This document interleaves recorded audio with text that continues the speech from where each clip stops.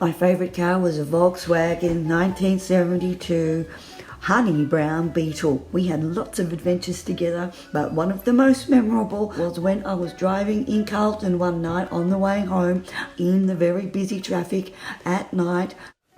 So I got into the car, put the keys in the ignition, put my seatbelt on, checked the mirrors, started the car, and then drove out until I got to the lights. And it was then that I noticed a rather large Huntsman spider. Dashboards in Volkswagen Beetles are very, very close to you. And I froze. And there I was at the traffic at a red light. I couldn't drive. I could not get out. I could not go anywhere. What was I going to do? I said to myself, "My God, please don't drop on me. Please don't drop on me. Please don't drop on me." So I calmly waited for the lights to change to green.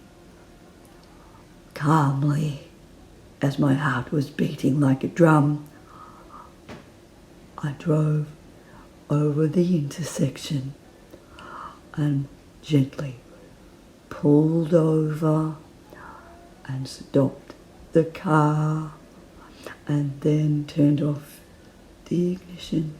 I undid my seatbelt and slowly opened the car door.